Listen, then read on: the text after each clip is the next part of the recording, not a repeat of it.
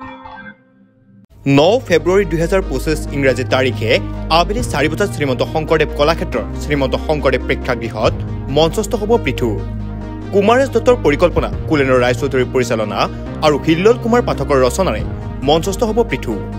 অভিনয়ত আছে ক্ৰমে ভৱেশ দাস, কুমাৰেশ দত্ত, মুনমি ফুকন, তপন পাঠক, অন্যান্য প্ৰিয়দৰ্শনীৰ লগতে বহুতো নপুৰণি শিল্পী।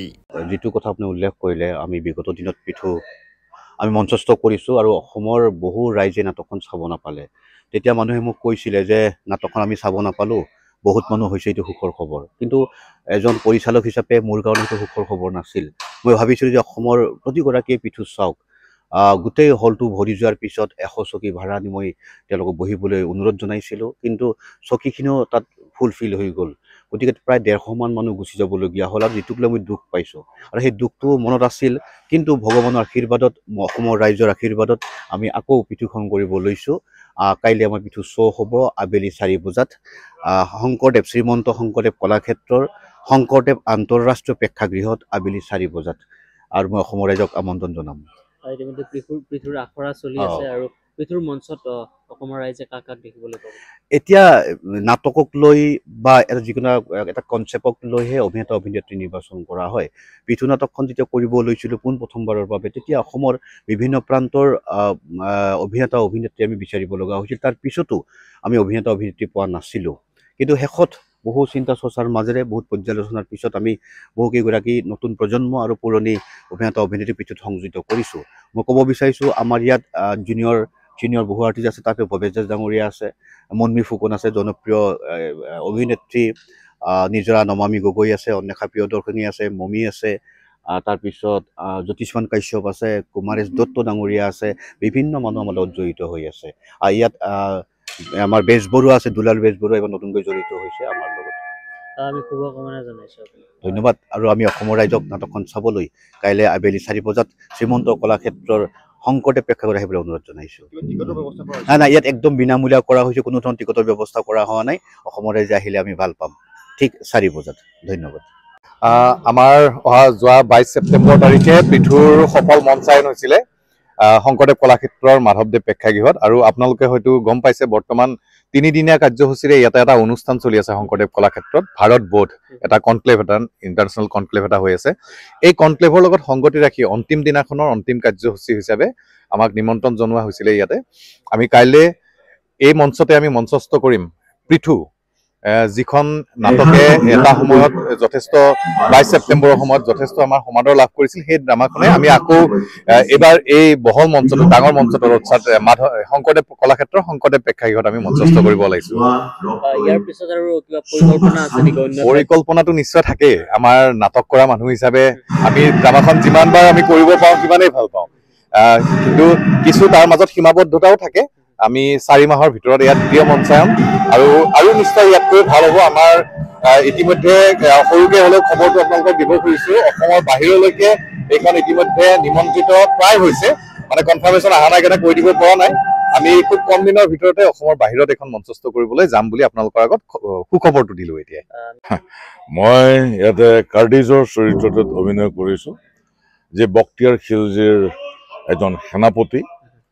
কাৰ্ডিজ আৰু সোহেবদাৰ, এই দুটা কেৰেক্টাৰ বক্তিয়াৰ খিলজীৰ প্ৰধান সেনাপতি।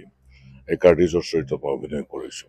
আৰু আমি মাধৱদেৱত কৰিছিলোঁ ছেপ্টেম্বৰ মাহত। তেতিয়া ইমানেই নাটকখনে ৰাইজৰ সঁহাৰি পাইছিলে যে আমি প্ৰায় 150 বা 200 মানে ৰাইজক বহিবলৈ আমি ছিট দিব নোৱাৰিলোঁ। আৰু সেইকাৰণে আজি দ্বিতীয়বাৰৰ কাৰণে কুলেন্দ্ৰ ৰায়চৌধুৰীৰ পৰিচালনা, কুমাৰেশ দত্তৰ পৰিকল্পনা আৰু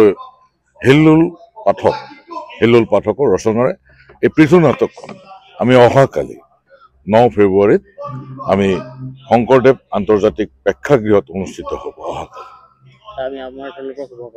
ধন্যবাদ। আৰু ময়ো তোমালোকৰ চেনেলৰ তৰফৰ পৰা অসমৰ ৰাইজলৈ সশ্ৰদ্ধ প্ৰণাম জনাইছোঁ আৰু বিচাৰিছোঁ পৃথুৰ পৰিয়ালে আশীৰ্বাদ।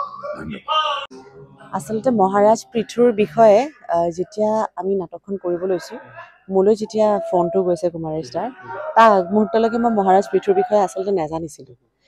যেতিয়া এই প্ৰজেক্টৰ বিষয়ে মোক ক'লে, পৃথু মহাৰাজৰ বিষয়ে মোক ক'লে, তেতিয়াহে মই গম পাইছোঁ যে আমাৰ বুৰঞ্জীত মহাৰাজ পৃথুৰ কেনেধৰণৰ মানে আমাৰ খিলজীক অতৰুৱাত তেখেতৰ যিখিনি অৰিহণা আছিলে সেইখিনি বিষয়ে মই তেতিয়াহে গম পাইছোঁ। আৰু মই তেতিয়াই কৈছোঁ কুমাৰেশ দাক যে এই বিষয়টো মোৰ নিচিনাকৈ চাগে নজনা মানুহ আৰু অনেক আছে, গতিকে আপোনালোকে যে এইখিনি কথা চিন্তা কৰিছে সেইখিনি খুব ভাল কথা।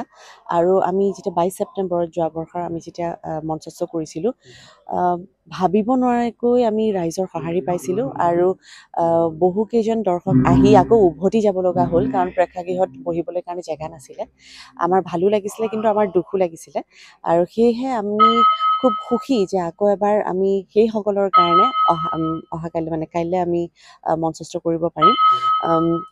ৰাইজে পৃথুৰ বিষয়েও জানিব, আৰু এটা মোৰ খুব সুন্দৰ চৰিত্ৰ এটা মেছৰ ভণ্টিৰ চৰিত্ৰ ভৈৰৱী, সেই চৰিত্ৰটোত মই অভিনয় কৰিছোঁ, খুব ভাল লাগিছে।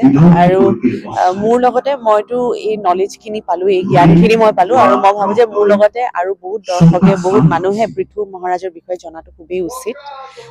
খুব আশাবাদী, যোৱাবাৰ আমি যেনেকৈ সঁহাৰি পাইছিলোঁ এইবাৰো পাম বুলি। আপোনালোককো ধন্যবাদ জ্ঞাপন কৰিছোঁ। পৃথু ৰাজসভাৰ মই এজন মন্দিৰৰ পুৰোহিতৰ চৰিত্ৰত অভিনয় কৰিম, আৰু মই প্ৰথম কৰিম এইবাৰ। প্ৰথমবাৰ মাধৱদেৱ প্ৰেক্ষাগৃহত হৈছিলে, এইবাৰ আমাৰ শংকৰদেৱ প্ৰেক্ষাগৃহত হ'ব।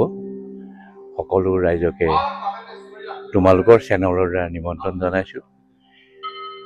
পৃথুৱে যেতিয়া মাধৱদেৱত মঞ্চস্থ হৈছিলে, ৰাইজৰ যথেষ্ট সঁহাৰি পাইছিলে। এইটো ৰাইজৰ দাবী বুলিয়েই ক'ব লাগিব। এইবাৰ আন্তঃৰাষ্ট্ৰীয় শংকৰদেৱ প্ৰেক্ষাগৃহত মঞ্চস্থ হ'ব 9 তাৰিখে, কালিলৈ সকলো ৰাইজক নিমন্ত্ৰণ দিলোঁ। ইয়াৰ পিছত আকৌ মঙলদৈত এইখন নাটক লৈ যাব আমাৰ পৰিচালক আৰু প্ৰযোজক। Stay informed, stay ahead. News NE 365.